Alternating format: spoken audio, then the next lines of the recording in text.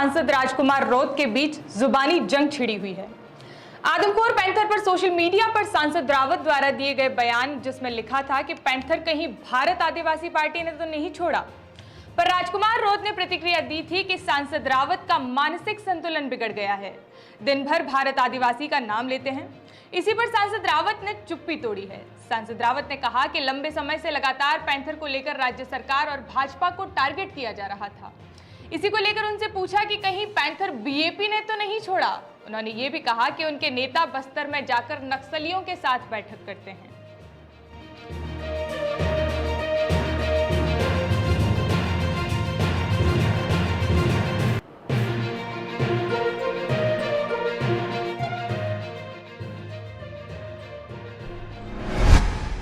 पूरे वातावरण में एक भ्रामक तंत्र बना है और वो भ्रामक तंत्र बना है बीएपी की वजह से। जब पैंथर आक्रमण करता है तो वो बोलते हैं कि ये सरकार द्वारा छोड़ा गया।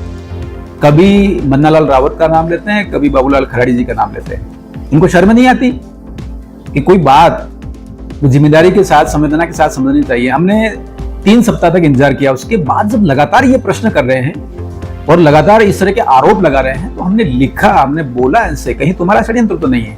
पूछना हमारा अधिकार है, समाज का अधिकार है। लोगों के बीच में लगातार भ्रम एक तरफा यदि फैलेगा तो असत्य भी प्रतिष्ठित हो जाएगा। इस भाव को लेकर हमने इनसे पूछा है।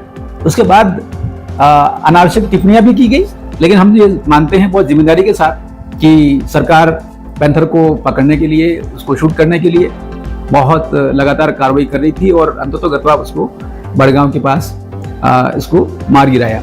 दूसरी बात, ये हिंदुत्व को लेकर भी लगातार आक्रमण करते हैं। मुझे ऐसा लगता है बीएपी का जन्म, इनके जो पूर्वज जो बीटीपी थी, उसका जन्म 2015 में हुआ। 2015 में क्यों हुआ जन्म? वो इसलिए हुआ कि 2014 में नरेंद्र भाई मोदी हिंदू हृदय सम्राट और एक राजऋषि के रूप में राष्ट्र को नेतृत्व दे रहे हैं। और जो सूत्र है वो ये सबका साथ, सबका विकास, सबका प्रयास।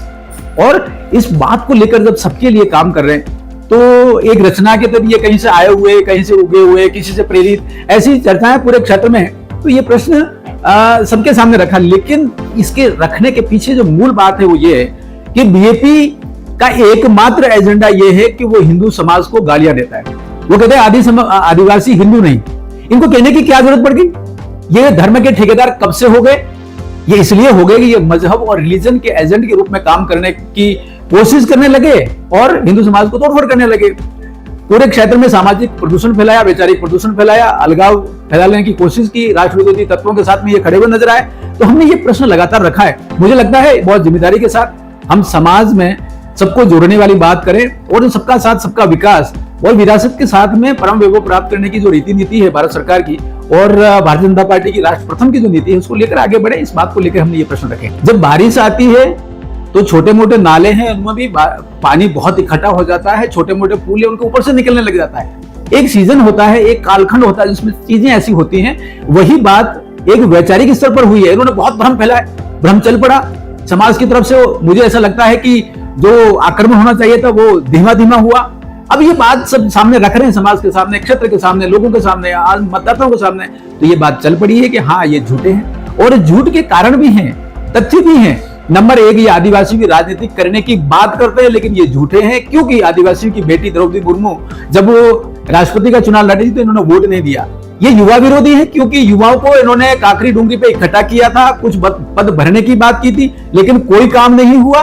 और गलती से ही सही, इनके ये आका हैं, इनके बड़े हैं, वो तो सारे बच गए और लगभग 7,500 युवाओं के खिलाफ एफआईआर हो गई। ये झूठ बोलते हैं कि ना लोकसभा ना विधानसभा, सबसे बड़ी ग्राम सभा, फिर ये विधानसभा लोकसभा का चुनाव क्यों लड़ते हैं? ऐसा लगता है ये संविधान विरोधी भी है, ये क्षेत्र विरोधी भी है, क्योंकि इनके जो कार्यक्रमों में से जो युवा निकलते हैं वो पत्थरबाज बन रहे हैं। ये लगातार बात जब समाज के सामने रख रहे हैं तो ये चल पड़ा है और लोगों को समझ में आ रहा है हाँ, ये झूठे हैं। और ये भी चल पड़ा है, समझ में आ रहा है कि विकास यदि कोई कर सकता है वो डबल इंजन की सरकार करती है।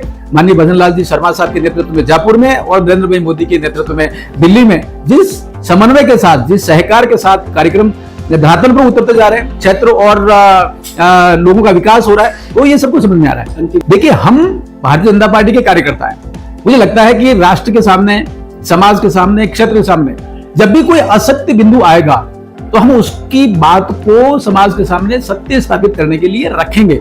हम सत्यमेव जयते पर चलने वाले लोग हैं। और मुझे लगा है कि ये जो बीएपी है और इनके जो चेले चपाटे हैं, ये सारे के सारे असत्य तथ्य रखते आए हैं, चाहे संविधान के विरोध में हो, चाहे क्षेत्र के विरोध में हो, चाहे संस्कृति के विरोध में हो, चाहे विकास गतिविधियों के क्रम में हो, ये असत्य रखते आए और ये झूठ बोलते हैं। कमल कांग्रेस जैसे शब्दों का प्रयोग करते हैं, कांग्रेस के साथ ये गठजोड़ करते हैं। कभी ये बात करता है कि हम विकास के लिए काम करेंगे, तो विकास कर कैसे सकते हैं? विकास तो सरकार के साथ रहकर करना पड़ता है। कभी ये कहते हैं कि ये सारा जो वातावरण बन रहा है और आदमखोर पैंथर के बारे में बात करिए, ये सारी सारी असत्य करते हैं। कई बार ये हिंदू समाज, सनातन धर्म, संस्कृति, परंपरा को गालियां देते हैं, और लेकिन जब ये बस्तर जाते हैं तो जितने नक्सलवादी प्रेरित जो लोग हैं, वो का इकोसिस्टम है, और जो चर्च प्रेरित लोग हैं उनके साथ में बैठक करते हुए नजर आते हैं। तो आखिरकार ये क्या कर रहे हैं? ये एक विरोधाभास है।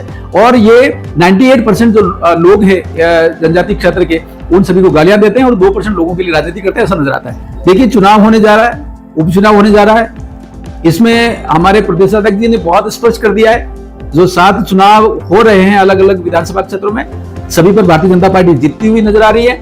हाँ, महत्वपूर्ण यह है कि कार्यकर्ता, समाज, सरकार की रीति नीति, इन विचारों को लेकर मतदाताओं तक हमारी जो पहुंच है, जो ताकत है, उनके साथ हम जा रहे हैं और पुनः हमारे क्षेत्र के जो चुनाव है, जहां जहां भी सीटें हैं, वो सभी जीतेंगे।